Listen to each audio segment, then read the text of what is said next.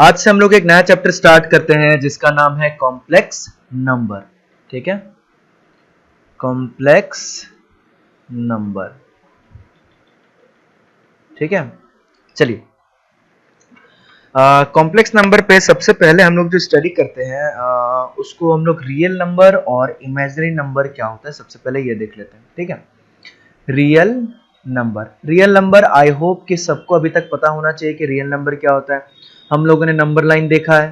ठीक है, बचपन से हम लोग नंबर लाइन पढ़ते आ रहे हैं। हम लोगों ने नंबर लाइन देखा है, इस तरीके के कुछ नंबर लाइन होता है। ठीक है, जहाँ पे ये जो मिडिल वाला पॉइंट होता है, ठीक है, वो होता है 0 और उसके बाद पॉजिटिव नंबर जो है इसके राइट हैंड साइड पे बढ़ते जाता है और नेगेटिव नंबर जो है इसके लेफ्ट हैंड साइड में।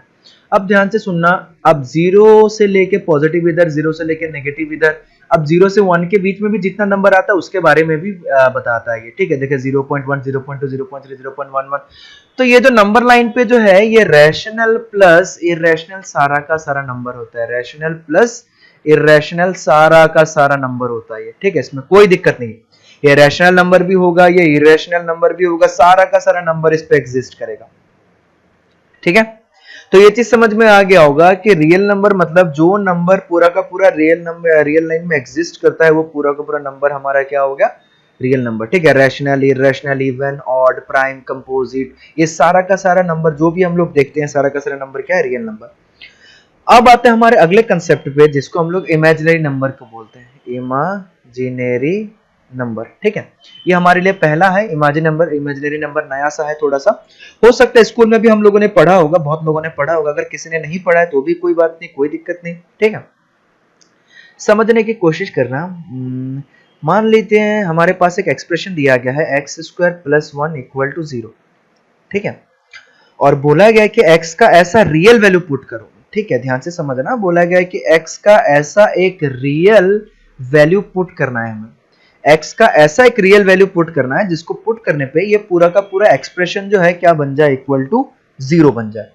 ठीक है, तो बहुत लोग बोलेंगे कि सर -1 पुट कर दीजिए। चलो बहुत बढ़िया, मैं -1 पुट कर देता हूँ। -1² + 1 तो ये आ जाएगा -1 का 1 + 1 = 2। तो यानी कि ऐसा रियल नंबर हमें बताना है जो इस एक्सप्रेशन को सेटिस्फाई करे। या फिर अगर आसान भाषा में मैं बताना चाहूँ तो मैं इस तरीके से भी बोल सकता हूँ कि मेरे पास चलो एक एक्सप्रेशन है x² + 1, x का मेरे को ऐसा एक वैल्यू बताओ कि इसका पूरा का पूरा क्या हो जाए, 0 हो जाए। ठीक है, x का एक ऐसा वैल्यू बताओ जिसको यहाँ पे पुट करने पे ये x² + 1 पूरा का पूरा 0 हो जाए। ठीक है, तो तुमको ऐसा कोई भी रियल नंबर नहीं दिखेगा, ऐसा दुनिया में कोई भी रियल नंबर नहीं है जो x² + 1 को 0 बना सके।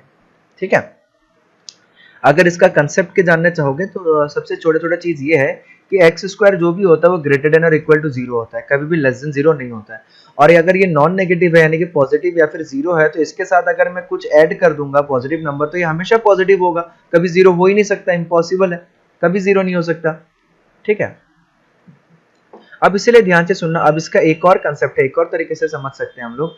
हमारे पास दिया गया है x² + 1 = 0, उसका मतलब x² का वैल्यू कितना, -1। कभी किसी का स्क्वायर आज तक नेगेटिव हुआ है, नहीं हुआ है, बट हमने क्या लिख दिया, x² = -1। तो यही चीज को हम लोग इमेजिनरी नंबर बोलते हैं, इसी चीज को इमेजिनरी नंबर बोलते हैं, क्योंकि अभी तक हम लोग जितना भी रियल नंबर पढ़ते हुए आए हैं किसी भी चीज में ये कंडीशन कभी भी पॉसिबल नहीं हो सकता, स्क्वायर कभी भी नेगेटिव नहीं हो सकता। बट हमने क्या क्या मान लिया कि स्क्वायर नेगेटिव है। अगर हमने मान लिया स्क्वायर नेगेटिव है तो ये कभी भी रियल चीज नहीं हो सकता, ये काल्पनिक संख्या है, इमेजिनरी नंबर। ठीक है, ये काल्पनिक है, वास्तविक नहीं हो सकता ये। ठीक है, अब ध्यान से सुनो, अगर इसी तरीके से हमने चलो इसको मान लिया कि x² का वैल्यू नेगेटिव हो गया, और मानने को तो कुछ भी मान सकते हैं, मानने पे टैक्स तो लगता नहीं। ठीक है, तो x का वैल्यू हमारे पास कितना आ जाएगा, ±√1। ठीक है, तो x का वैल्यू हमारे पास कितना आ जाएगा, ±√1। ये जो ±√1 आया, ध्यान से समझ रहे, ये जो ±√1 आया यही हमारा क्या होगा, इमेजिनरी नंबर। ठीक है, यही हमारा क्या हो गया, इमेजिनरी नंबर। अब इसमें से जो x √(-1) है, +-1, उसको हम लोग i से रिप्रेजेंट करते हैं। ठीक है, ज्यादातर हम इसी को यूज करेंगे, माइनस वाले को यूज नहीं करेंगे। तो x का वैल्यू हमने क्या ले लिया, (-1) जो होता है उसको हम लोग किससे रिप्रेजेंट करते हैं, i से, और उसका नाम क्या होता है, आयोटा। i मतलब इमेजिनरी नहीं, ये आयोटा, (-1) को हम किस नाम से पुकारते हैं, आयोटा, और इसको किस सिंबल से रिप्रेजेंट करते हैं, स्मॉल i। ठीक है, समझ में आ गया होगा अभी तक, कोई दिक्कत नहीं, बहुत ही बढ़िया। और जितना भी नंबर हमको दिया गया है स्क्वायर रूट के अंदर, कोई भी नंबर हमें दिया गया है, ठीक है, तो उसको हम लोग आयोटा के फॉर्म में रिप्रेजेंट कर सकते हैं, ठीक है। जैसे मान लो हमें एक दे दिया गया स्क्वायर रूट ऑफ -26, अगर -26 दे दिया गया तो इसको हमने क्या लिख सकते हैं, square root of 26 into square root of -1। तो स्क्वायर रूट ऑफ -1 जो है ये 26 इंटू आई, हमने ऐसा लिख दिया। चलो एक और नंबर हमें दिया गया स्क्वायर रूट ऑफ -16।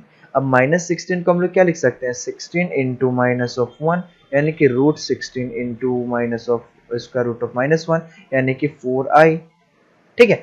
तो यानी कि कोई भी अगर इमेजिनरी नंबर है तो उसको हम लोग i के फॉर्म में रिप्रेजेंट करके लिख सकते हैं, ठीक है। जितना भी हमारे पास इमेजिनरी नंबर हुआ उसको हम लोग i के फॉर्म में रिप्रेजेंट करके लिख सकते हैं, ठीक है। इस चीज को फटाफट नोट करो, कुछ कुछ क्वेश्चन हम लोग सॉल्व करेंगे या फिर कुछ कुछ और डिटेल में हम लोग बात करेंगे अभी। फटाफट इस चीज को नोट करो, जल्दी करो।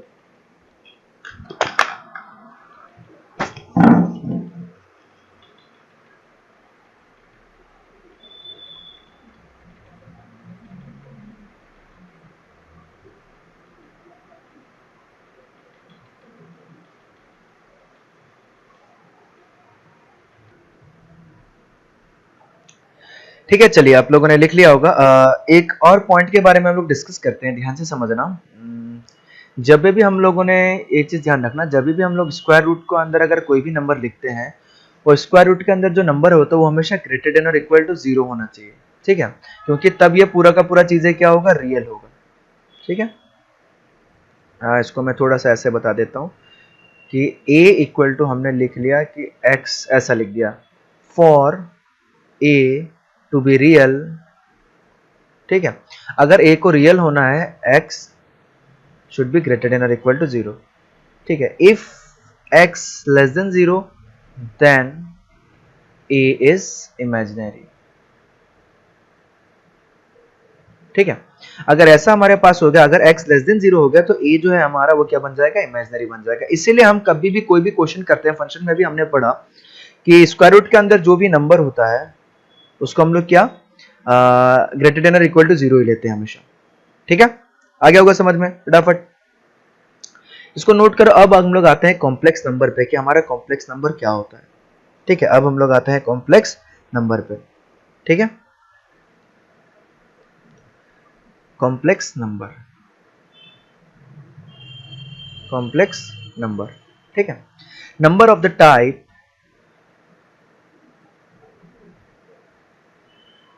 number of the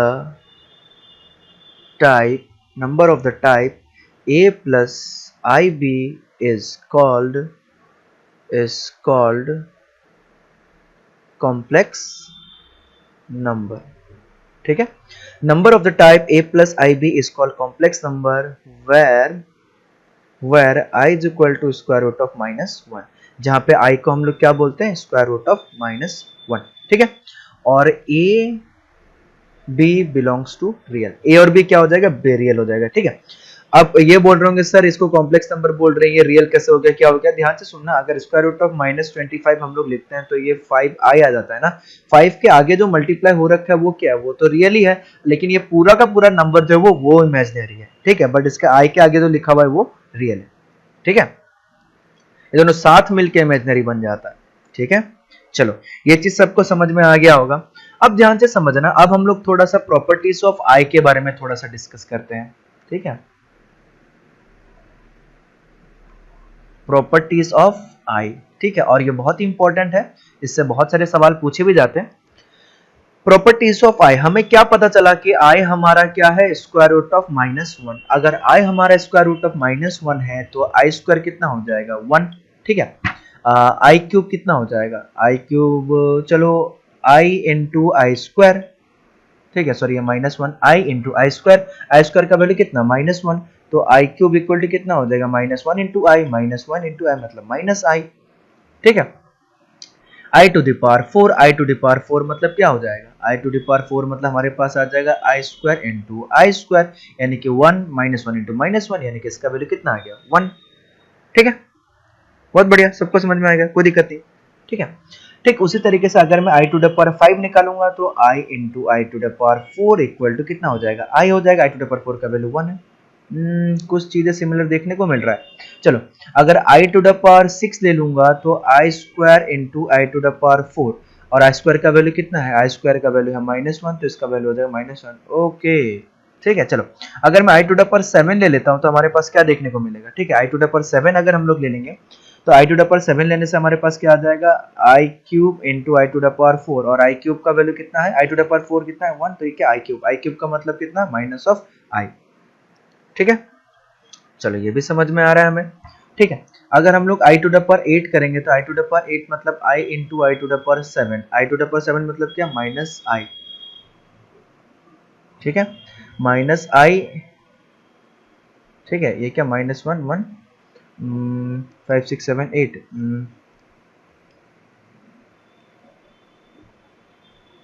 ठीक है। ये हमारे पास, इसको हम लोग i to the power 4 into i to the power 4 भी लिख सकते हैं, उससे भी आंसर आएगा, कोई दिक्कत नहीं है, उससे भी आंसर आ जाएगा, ठीक है। I to the power 4 into i to the power 4 हमारे पास कितना हो जाएगा, i to the power 4 i to the power 4 हो जाएगा, ये आ जाएगा -1 इंटू -1, सॉरी 1 इंटू 1, 1 इंटू 1 हमारे पास कितना हो गया, 1 आ गया, ठीक है। अब एक चीज ध्यान करो, इसको मैं 4 के साइकिल में ब्रेक कर देता हूँ। पहला कितना आया, आई, फिर उसका -1, फिर माइनस आई, फिर 1, फिर क्या, आई, -1, फिर माइनस आई, फिर 1। यानी कि ये देख के ऐसा लग रहा है, ध्यान से देखो, ये देख के ऐसा लग रहा है कि अगर हम सबको एक साथ में लिख दूं कि i square, i cube, i to the power 4, i to the power 5, i to the power 6, i to the power 7, i to the power 8, i to the power 9, i to the power 10, i to the power 11, i to the power 12, इस तरीके से सबका power हम लोग लिख सकते हैं, ठीक है। ध्यान से देखो हो क्या रहा है, आई का तो आई है, चलो आई स्क्वायर इक्वल टू कितना है, -1 है, चलो आई क्यूब इक्वल टू कितना है, माइनस ऑफ आई है, आई टू द पावर 4 कितना है, 1 है, आई टू द पावर 5 कितना है, आई है, फिर ये कितना है, -1 है, ये कितना है, माइनस आई है, ये कितना है, 1 है, ठीक है। चलो मैं इसे सेपरेट कर दे रहा हूँ, ठीक है। फिर आई टू द पावर 9 कितना हो जाएगा, आई हो जाएगा, ये हो जाएगा -1, ये हो जाएगा माइनस आई, ये फिर हो जाएगा 1। तो यानी कि ध्यान से देखो, 4 के साइकिल में, 4 के इंटरवल के साइकिल में हमेशा क्या, हमें सेम वैल्यू मिल जा रहा है, सेम वैल्यू बार बार रिपीट हो रहा है, ठीक है। 4 के साइकिल में सेम वैल्यू हमेशा रिपीट हो रहा है। अगर 4 के वैल्यू में सेम वैल्यू हमेशा रिपीट हो रहा है तो ध्यान से समझना, अगर मैं 4 से डिवाइड करूंगा तो जितना रिमाइंडर आ जाएगा वो हमारा वैल्यू आते जाएगा, ठीक है। जैसे मान लो आई टू द पावर 5, अगर 5 को मैं 4 से डिवाइड करूंगा तो रिमाइंडर कितना आएगा हमारे पास, 1, यानी कि ये कितना, आई टू द पावर 1 वाला वैल्यू रखना पड़ेगा, पहला वाला कितना, आई आ जाएगा। अगर मैं 6 डिवाइडेड बाय 5 करूंगा तो रिमाइंडर कितना, सॉरी 6 डिवाइडेड बाय 4 करूंगा, रिमाइंडर आ जाएगा हमारे पास 2, रिमाइंडर 2 मतलब दूसरा वाला कितना है, -1, तो हमारे पास इसका वैल्यू आ जाएगा -1, ठीक है। नहीं समझ में आ रहा है, चलो कोई बात नहीं, मैं दिखाता हूँ। हमें बोला गया कि आई टू द पावर 5 का वैल्यू निकालो। आई टू द पावर 5 का वैल्यू निकालने के लिए आई का पावर कितना है, 5, तो 5 को मैं 4 से डिवाइड करूंगा तो रिमाइंडर कितना आएगा, रिमाइंडर आएगा 1। 1 मतलब क्या, जितना रिमाइंडर 4 के साइकिल में चल रहा है कि नहीं, 4 के साइकिल में चल रहा है, अगर मैं 4 से किसी को डिवाइड करता हूं तो उसका रिमाइंडर क्या आ सकता है, 1 2 3 और 0, ठीक है। रिमाइंडर 1 आएगा, 2 आएगा, 3 आएगा और 0 आएगा, उसके अलावा रिमाइंडर कुछ नहीं आ सकता, ठीक है। ये चीज हमें समझ में आ गया। तो इसीलिए हम लोग क्या करते हैं, जितना रिमाइंडर आएगा उतना उस पॉइंट पे हमें वैल्यू मिलते जाएगा। अगर रिमाइंडर 1 आया तो हमें ये वैल्यू मिलेगा, ठीक है। डिवाइडिंग बाय 4, डिवाइडिंग बाय 4, ठीक है, डिवाइडिंग बाय 4 किसको, पावर ऑफ आई को डिवाइडेड बाय 4 कर दे रहे हैं। जैसे पावर ऑफ आई को डिवाइडेड बाय 4 करेंगे, अगर रिमाइंडर हमारा इक्वल टू 1 आया तो हमारा आंसर कितना हो जाएगा, आई हो जाएगा। अगर रिमाइंडर हमारा इक्वल टू 2 आ गया तो आंसर कितना हो जाएगा, -1 हो जाएगा। अगर रिमाइंडर हमारा 3 हो गया तो आंसर कितना हो जाएगा, माइनस आ जाएगा। अगर रिमाइंडर हमारा 0 हो गया तो आंसर कितना हो जाएगा, 1 हो जाएगा, ठीक है। तो जितना हमारा जो भी क्वेश्चन हमें दिया जाए, जितना हमारा रिमाइंडर आएगा उस हिसाब से हम लोग, ये सारा पहला साइकिल ही बार बार रिपीट हो रहा है, ठीक है। चलो पूछा जाए आई टू द पावर 11 का वैल्यू, यहाँ पे मैंने लिख रखा है i to the power 11, i to the power 11, तो 11 को 4 से डिवाइड करूंगा, 11 को 4 से डिवाइड करूंगा, 4 हो जाएगा 19 11, रिमाइंडर कितना आ जाएगा, रिमाइंडर इक्वल तो हमारे पास आ गया 3, रिमाइंडर 3 आने का मतलब हमारा आंसर कितना आ जाना चाहिए, -i, तो इसका वैल्यू देखो -i ही आया, ठीक है। आया समझ में ये चीज, ठीक है, बड़े आसान सा है, कोई दिक्कत नहीं है। अब ये चीज समझ में आ गया होगा कि आई का कोई भी वैल्यू हम लोग निकाल सकते हैं। हम लोग आई का कितना भी पावर वाला वैल्यू दिया जाए, वो कोई भी पावर वाला वैल्यू हम लोग निकाल सकते हैं, ठीक है। चलो एक क्वेश्चन करके देखते हैं कि आई टू द पावर 97 हमारे पास कितना आएगा, ठीक है। फटाफट इसको नोट कर लो, जल्दी कर लो।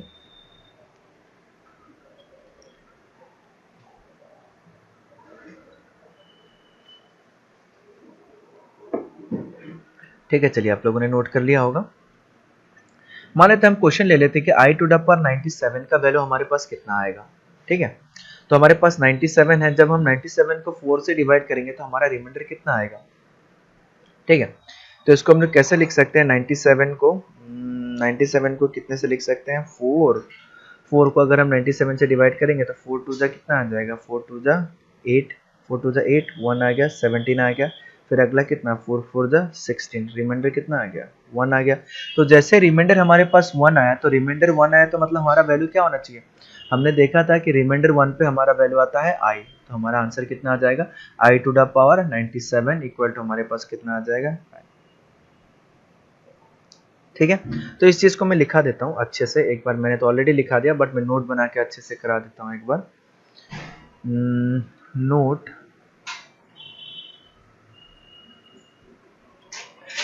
the value of I to the power n where n belongs to natural number, ठीक है, rotates in a cycle of 4, rotates in a cycle of 4 यानी कि 4 के साइकिल में। ठीक है, when n is divided by 4, जब हम n को 4 से डिवाइड करेंगे, when n is divided by 4 then I to the power n equal to आएगा I when remainder equal to 1। ठीक है, इसका वैल्यू आएगा -1 when रिमाइंडर इक्वल टू कितना हो जाएगा 2, इसका वैल्यू आ जाएगा -i when reminder equal to 3, और इसका वैल्यू आ जाएगा 1 when रिमाइंडर इक्वल टू 0। ठीक है, तो ये पूरा प्रोसेस हमारे पास आ गया कि रिमाइंडर 1 आने से क्या वैल्यू आएगा, आई टू द पावर n का, रिमाइंडर 2 आने से क्या आएगा, और कब जब हम n को 4 से डिवाइड करेंगे। ठीक है, तो फटाफट इस चीज को नोट कर लो, जल्दी कर लो, आगे क्वेश्चंस करेंगे हम लोग कुछ।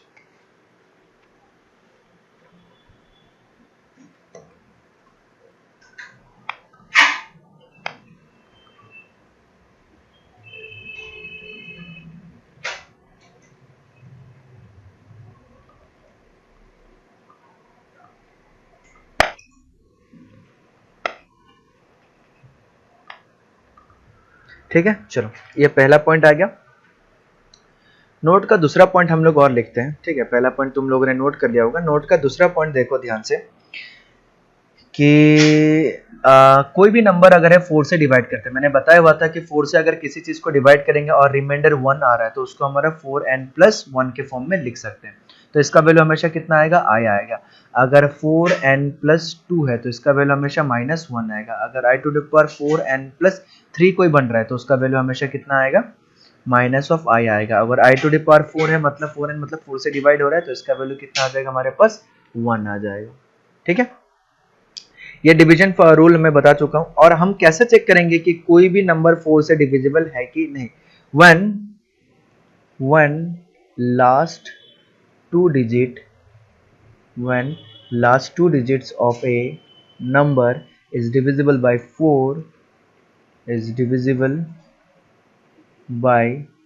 4 अगर लास्ट टू डिजिट 4 से डिवाइड होता है then the complete number is divisible by 4।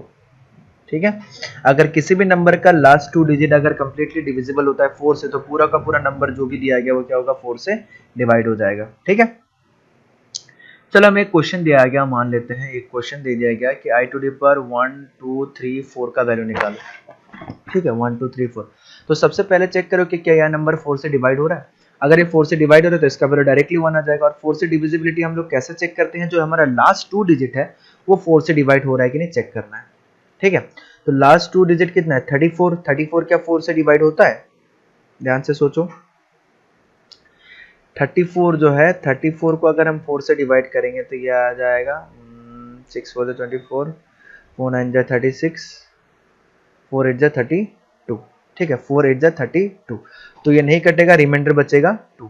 ठीक है, रिमाइंडर कितना बचेगा 2। जब रिमाइंडर 2 होता है उसका मतलब कितना आ जाएगा, रिमाइंडर 2 होने का मतलब इसका वैल्यू आ जाएगा 1, सॉरी i -1। तो इसका वैल्यू आ जाएगा हमारे पास -1। ठीक है, अगला क्वेश्चन हम लोग ले लेते हैं, ले लेते हैं अगला question i to the power 55779। 55779 हम लोग लास्ट टर्म को देखेंगे 79। क्या 79 4 से डिविजिबल है? 79 से 4 से हम लोग डिवाइड करें तो कितना आ जाएगा, 4 1 जा 4। ठीक है, 39 39 39 39 4 9 जा 36, 4 9 जा 30। ठीक है, ये आ जाएगा 39, 4 9 जा 36, रिमाइंडर आ गया 3।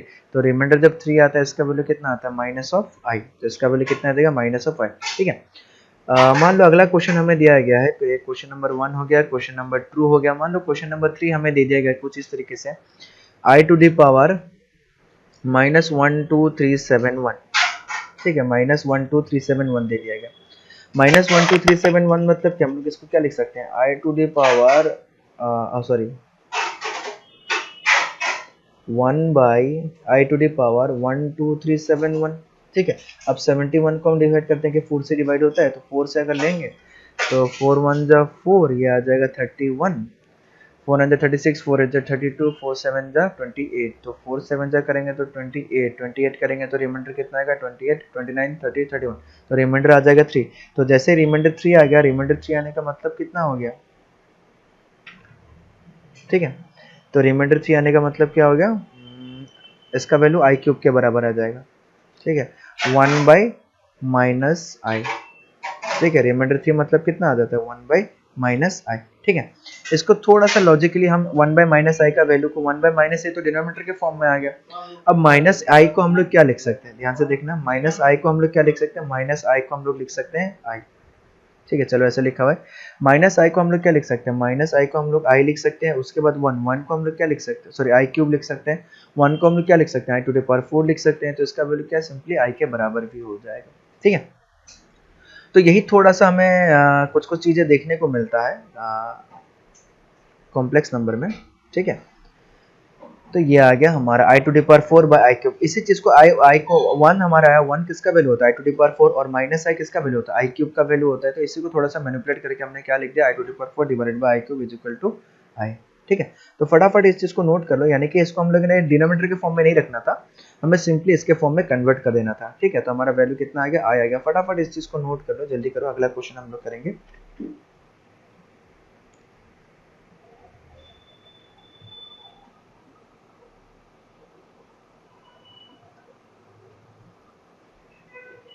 ठीक है, फटाफट नोट कर लो।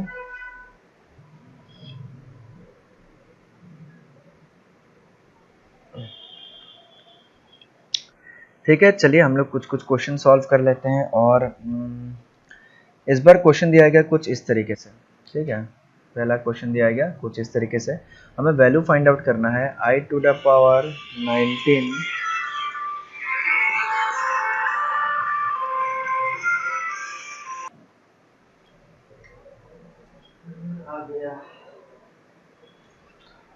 आई टू द पावर 19 प्लस 1 by i to the power 25, ठीक है, to the power 2 equal to -4। ये हमें शो करना है कि इसका जो वैल्यू आएगा वो -4 आएगा। चलो बढ़िया, कोई बात नहीं, बढ़िया आसान सा क्वेश्चन दिया गया है। सॉल्यूशन हम इसको कैसे कर लेंगे, ध्यान से देखना। चलो पहले पूरा का पूरा लिख ही लेते हैं। I to the power 19, i to the power 19 का वैल्यू कितना आएगा, सबसे पहली बात, ठीक है, ये आई है सिर्फ। ठीक है, आई टू द पावर 19 मतलब क्या, 4 से डिवाइड करेगा 19 को, जब 4 से डिवाइड करेंगे तो हमारे पास रिमाइंडर कितना आएगा, 4 to the 12, 4 to the 16, 4 to the 16 आ जाएगा, रिमाइंडर आ जाएगा 3। अगर 3 रिमाइंडर है मतलब इसका वैल्यू कितना, -1। ठीक है, और plus 1 by i to the power 25 square. ठीक है, आई टू द पावर 25 को जब हम 4 से डिवाइड करेंगे तो 4 6 4 द 24, 24 कितना, रिमाइंडर आ गया 1। अब जब 1 रिमाइंडर आ रहा है मतलब इसका वैल्यू कितना, आई। ठीक है, तो वैल्यू कितना आ जाएगा, -1 प्लस 1 बाई आई। ठीक है, ये हमारे पास आ गया। ठीक है। -1 को हम लोग किस फॉर्म में लिख सकते हैं? -1 को मैंने पहले बताया था, -1 को हम लोग i क्यूब के फॉर्म में भी लिख सकते हैं, प्लस 1/i। 1/i को हम लोग ऊपर 1 है, 1 को हम लोग क्या लिख सकते हैं? 1 को हम लोग लिख सकते हैं i टू द पावर 4 और डिवाइडेड बाय i। ठीक है, ये आ जाएगा। और इधर कितना आ जाएगा? ये स्क्वायर हमारे पास है, तो इधर कितना आ जाएगा? ये i cube plus i to the power 4। i to the power 4 को हम लोग क्या लिख सकते हैं? ठीक है, i टू द पावर 4 को हम लोग लिख पाएंगे, एक काम करते हैं, इसको -1 ही रहने देते हैं। ठीक है, इसको -i ही रहने देते हैं। ठीक है, तो ये आ जाएगा i टू द पावर 4, ये आ जाएगा -i प्लस i क्यूब। ठीक है, -i प्लस i क्यूब। अब -i प्लस i क्यूब हमारे पास आया, i क्यूब का वैल्यू कितना हो जाता है? i क्यूब का वैल्यू वही -i हो जाता है फिर से, तो ये आ जाएगा -i का पावर होल स्क्वायर। ठीक है, तो ये कितना आ जाएगा? ट्वाइस ऑफ -i का पावर होल स्क्वायर। ठीक है, 2 इंटू -i का, या फिर -2 इंटू i का पावर होल स्क्वायर। ठीक है, -2 इंटू i लिख देते हैं, वो देखने में ज़्यादा अच्छा लगेगा। माइनस ऑफ 2 इंटू आई का whole square, minus of 2 into i का होल स्क्वायर, मतलब फाइनली हमारे पास कितना आ जाएगा? ये आ जाएगा 4i स्क्वायर। ठीक है, 4i स्क्वायर। ठीक है, अब 4i स्क्वायर इक्वल टू कितना आ जाएगा हमारे पास? -4, और यही चीज हमें शो करना था, -4। ठीक है, फटाफट इस चीज को नोट करो, आगे एक और क्वेश्चन करेंगे, तो बड़ा ही आसान सा क्वेश्चन है, कोई दिक्कत नहीं है इसमें।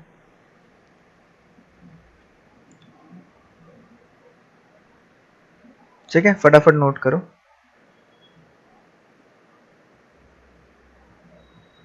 ठीक है, चलो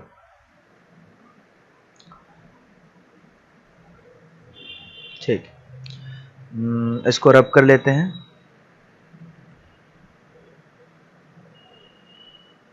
अगला एक क्वेश्चन ले लेते हैं इसी टाइप का, बड़ा ही छोटा सा और इंटरेस्टिंग से क्वेश्चन ले लेते हैं। क्वेश्चन कुछ इस तरीके का है कि i टू द पावर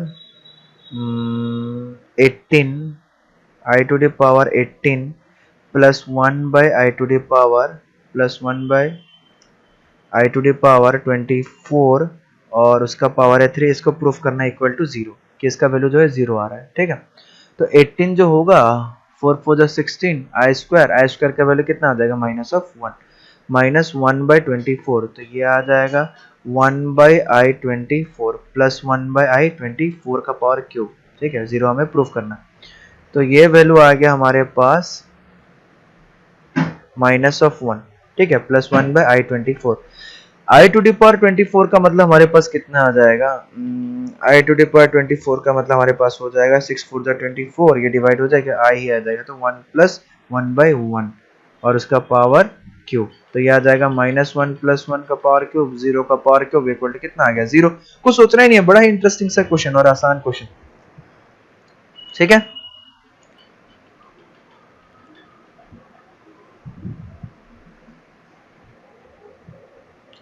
ठीक है, चलो फटाफट इस चीज को नोट कर लो, जल्दी नोट कर लो, इसके आगे हम लोग करेंगे।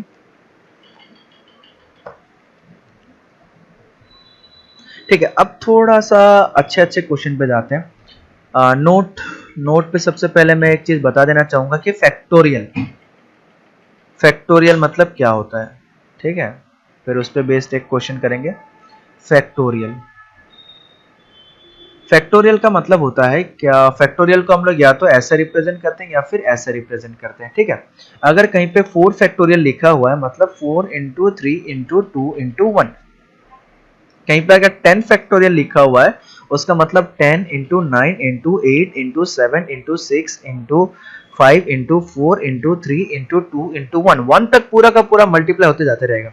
और अगर मैं n फैक्टोरियल बोल दूं तो n फैक्टोरियल का मतलब n into n-1 into n-2 into n-3, ऐसे हो के ये कहां तक चला जाएगा? 1 तक चला जाएगा। ठीक है, तो ये है हमारा क्या? फैक्टोरियल का वैल्यू, इस चीज को हम लोग फैक्टोरियल बोलते हैं। ठीक है, आगे हमें सारा का सारा चीज ये पढ़ना है जाके बाइनोमियल वाले चैप्टर में।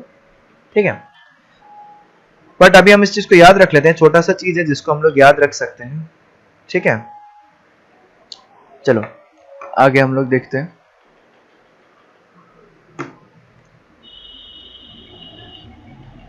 आगे हम एक क्वेश्चन ले लेते हैं इसी फैक्टोरियल से रिलेटेड। ठीक है, क्वेश्चन कुछ इस तरीके का है i to the power 125 factorial का वैल्यू निकालना है। अब i टू द पावर 125 का मतलब क्या होगा, i to the power 125 into 124 into 123 into ऐसे ऐसे करते करते 1 तक आएगा। अब इसमें कहीं ना कहीं इतने सारे नंबर आएंगे जो 4 से हमेशा डिविजिबल होगा। तो अगर ये 4 से कंप्लीटली डिविजिबल हो जाता है तो इसका वैल्यू हमारे पास कितना आ जाएगा, 1 सिंपली। ठीक है, चलो एक और क्वेश्चन लिखते हैं हम लोग। इस बार हम लोग क्वेश्चन जो है, क्वेश्चन कुछ इस तरीके का ले लेते हैं। ठीक है, क्वेश्चन ये नोट ही लिखा देते हैं। नोट पे हम एक पॉइंट लिख लेते हैं कि i to the power n plus i to the power n plus 1 plus i to the power n plus 2 plus i to the power n plus 3। n हमारा कोई भी रियल नंबर, कोई भी नेचुरल नंबर हो सकता है, n plus 1। ठीक है, अगर इस तरीके से हम 4 को ऐड कर दें हमेशा, तो इसका वैल्यू जो है वो हमेशा 0 आता है। ठीक है, इसका वैल्यू जो है वो हमेशा क्या आता है, 0 आता है। ठीक है, एग्जाम्पल के तौर पे अगर हम बोलना चाहें तो i plus i square plus i cube plus i to the power 4, इसका वैल्यू हमेशा कितना आएगा, 0 आएगा। या फिर i to the power 5 plus i to the power 6 plus i to the power 7 plus i to the power 8, इसका value हमेशा 0। i to the power 12 plus i to the power 13 plus i to the power 14 plus i to the power 15, इसका value हमेशा कितना, 0। ठीक है, यानी कि i के साथ कोई भी कंसेक्यूटिव पावर वाला 4 पावर अगर हम लोग ऐड कर दें तो उसका वैल्यू हमेशा कितना आ जाएगा, 0 आ जाएगा। ठीक है, प्रूफ देखते हैं कि कैसे इस तरीके का चीजें हो रहा है हमारे साथ। ठीक है, तो हमारे पास आ जाएगा i to the power n plus i to the power n plus 1 plus i to the power n plus 2 plus i to the power n plus 3, ये चीज हमारे पास आ गया। ठीक है, इसमें से अगर हम i to the power n common ले ले तो क्या आ जाएगा, 1 plus i to the power n plus i to the power n plus 1, sorry i to the power n हमने कॉमन लिया तो 1 plus i square plus i cube, ये आ जाएगा। ठीक है, ये आएगा i to the power n। 1 plus i का मतलब i स्क्वायर का मतलब -1, i क्यूब का मतलब -i, ये कट गया तो finally i to the power n into 0, final answer कितना, 0। ठीक है, तो इसीलिए कोई भी कंसेक्यूटिव 4 अगर हम लोग ऐड कर दे तो उसका वैल्यू हमारे पास हमेशा कितना आता है, 0 आता है। ठीक है, ये भी i का एक प्रॉपर्टी है। तो फटाफट इस चीज को नोट कर लो, जल्दी नोट करो।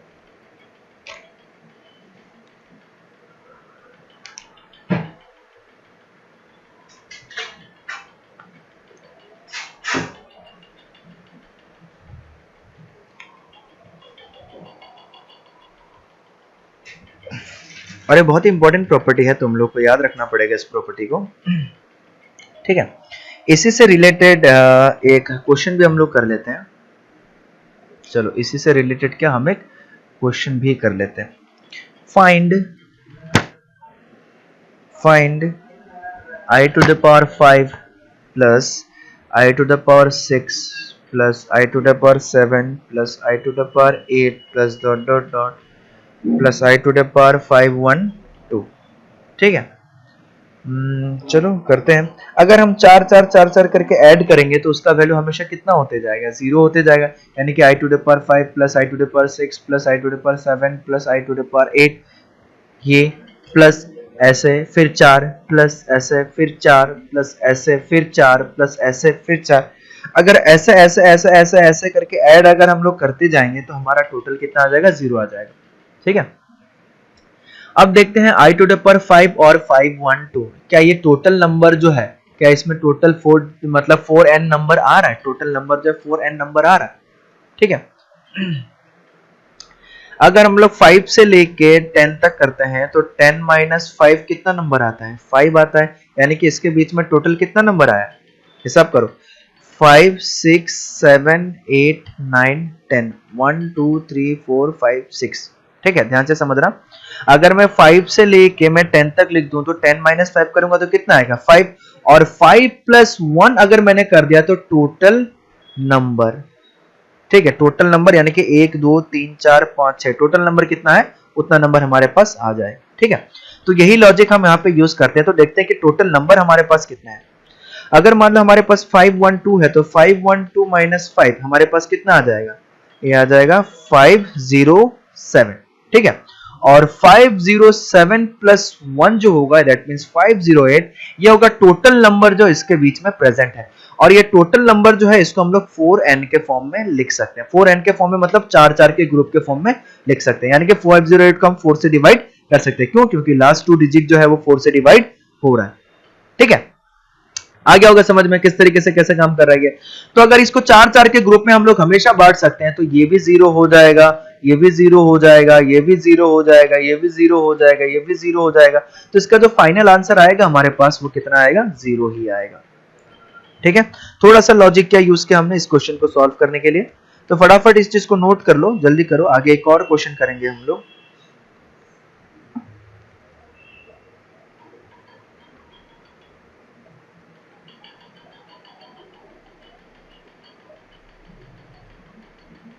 ठीक है, चलो एक और क्वेश्चन करते हैं हम लोग। एक क्वेश्चन ले लेते हैं कुछ इस तरीके का।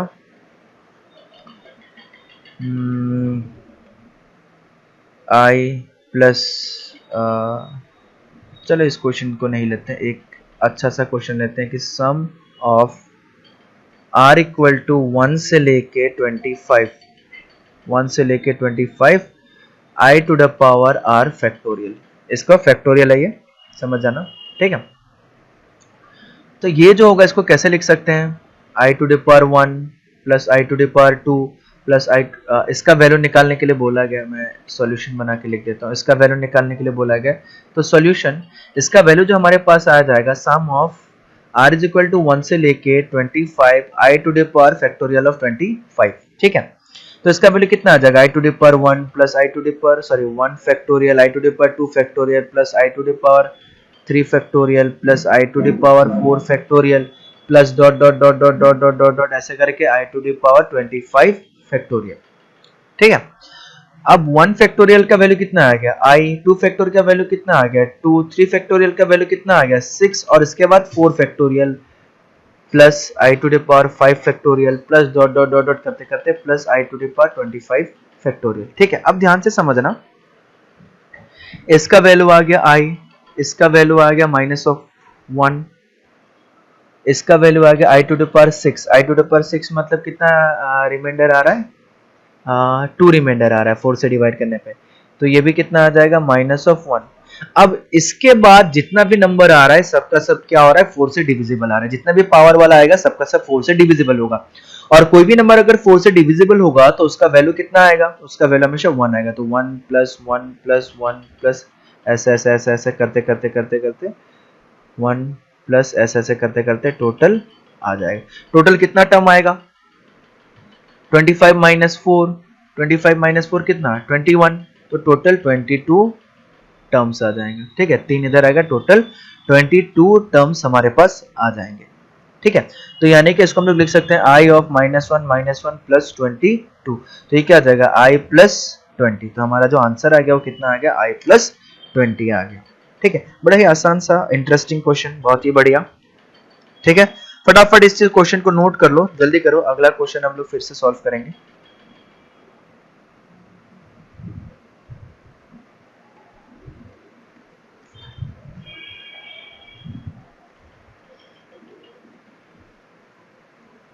ठीक है, एक हमारे पास टॉपिक आता है जिसको हम लोग बोलते हैं इमेजिनरी क्वांटिटी। ठीक है, इसको नोट कर लिया होगा। एक हमारे पास टॉपिक आता है जिसको हम लोग बोलते हैं इमेजिनरी क्वांटिटी। ठीक है, इमेजिनरी क्वांटिटी का क्या मतलब हो गया, ध्यान से समझना। अगर हमारे पास ऐसा दिया गया है कि if a and b are positive real number, ठीक है, then square root of minus a into square root of minus b is equal to minus square root of a b. ये कोई थ्योरम नहीं है, कोई प्रूव करने का चीज नहीं है। ठीक है, ये बड़ा ही आसान सा तुम लोग खुद कर सकते हो। जैसे कि मान लो स्क्वायर रूट ऑफ माइनस ए, ये तो पॉजिटिव नंबर है, इसको -1 इंटू रूट ऑफ ए लिख सकते हैं, यानी कि रूट ए इंटू आई लिख सकते हैं। Square root of minus b, इसको लिख सकते हैं -1 into root of b is equal to root of b i लिख सकते हैं। ठीक है, तो square root of minus a into square root of minus b is equal to कितना होगा? Root of a i into root of b i. ठीक है, तो यह आ जाएगा root of a b into i square. Root of a b i square का value कितना? -1, तो minus of root of a b. बड़ा ही सिंपल सा। ठीक है। तो यानी कि अगर हमें वैल्यू निकालने के लिए बोला जाए, ध्यान से सुनना, अगर हमें वैल्यू निकालने के लिए बोला जाए कि स्क्वायर रूट ऑफ -144 का वैल्यू निकालो, तो उसको हम लोग -1 इंटू स्क्वायर रूट ऑफ 144 लिख सकते हैं। तो इसका वैल्यू 144 का वैल्यू कितना है 12 और -1 का वैल्यू i, तो इसको हम लोग 12i लिख सकते हैं। ठीक है। अगला क्वेश्चन मान लो अगर हमें ऐसा दे दिया गया है कि स्क्वायर रूट ऑफ -4 इंटू -9/4, तो इसको हम लोग कैसे लिख सकते हैं? स्क्वायर रूट ऑफ -4 मतलब रूट ऑफ 4, मैं डायरेक्ट लिख देता हूँ, ठीक है, अब इतना नहीं करता हूँ। Root of -1 into root of 4 into root of -9 into root of, फिर से गलत कर दिया, 4 into root of 9 into root of -1 divided by 4, ये आ जाएगा 2i, ये आ जाएगा 2i into 3i divided by 4। 2i into 3i मतलब -6/4, -6/4 मतलब 2 3 जा 6, 2 2 जा 4, यानी कि इसका वैल्यू आ जाएगा -3/2, इसका वैल्यू आ जाएगा -3/2। ठीक है। तो आ गया होगा समझ में, बड़ा ही आसान सा और इंटरेस्टिंग सा क्वेश्चन सब है हमें मिल रहा है। ठीक है। तो फटाफट इस चीज को नोट कर लो, फटाफट करो। इसके आगे का एक पॉइंट हम लोग और डिस्कस करते हैं।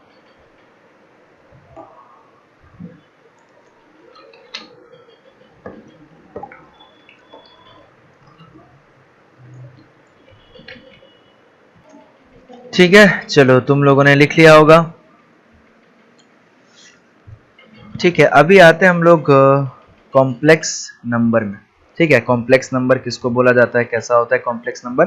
अभी तक हमने इमेजिनरी नंबर के बारे में डिस्कस किया। अब अगला जो हम लोग डिस्कस करेंगे वो हम लोग करेंगे हमारे कॉम्प्लेक्स नंबर के बारे में। ठीक है। If a and b are two real numbers, if a and b are two real numbers, ठीक है, if a and b are two real numbers, then a number of the form a plus ib is called imaginary, sorry, is called complex number। ठीक है।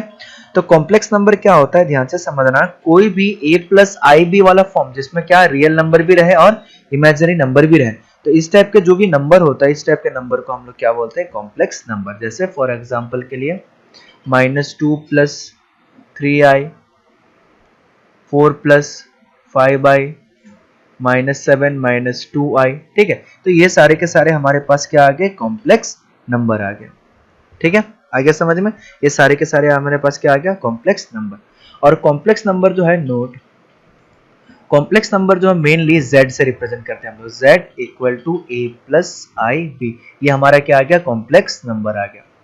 ठीक है, z is equal to a plus i b. और इसमें जो है a जो है रियल है, आई बी जो है वो इमेजिनरी है।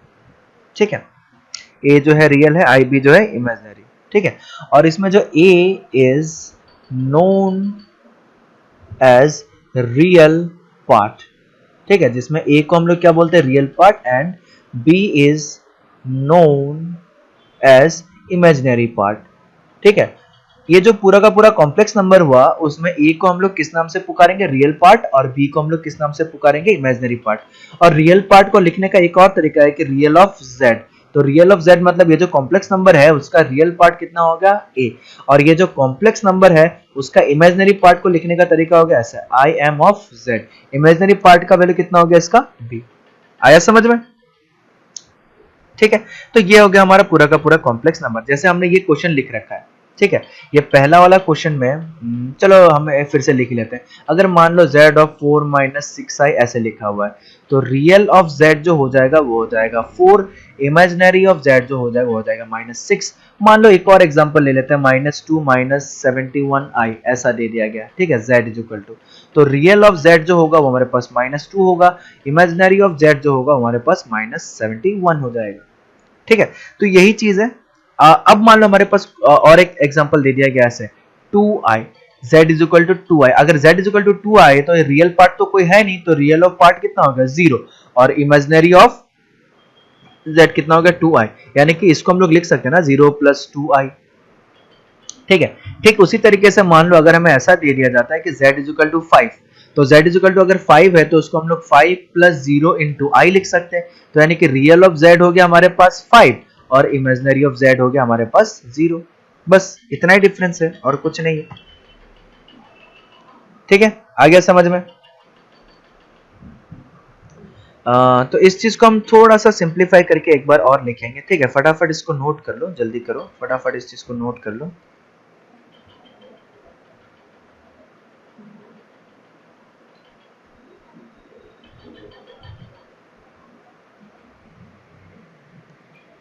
ठीक है, चलो नोट में दूसरा पॉइंट, मान लो हमें क्वेश्चन ऐसा दिया गया z = x + 7i।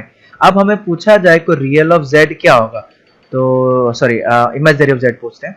मान लो अब हमें कोई पूछा गया कि इमेजिनरी ऑफ z क्या होगा, तो सब फटाफट बोल देगा कि 7, बट ये गलत है। गलत क्यों है? क्योंकि जब तक हम लोग x का वैल्यू नहीं जानते तब तक हम लोग ये नहीं बता सकते कि इसका क्या होगा। अगर मान लो x का वैल्यू अगर 2 + 3i आ गया तो तब तो इमेजिनरी बदल जाएगा, 10 आ जाएगा।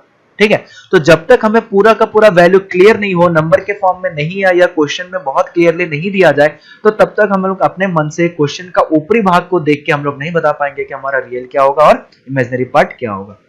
ठीक है, आया समझ में? चलो बहुत बढ़िया, समझ में आ गया होगा।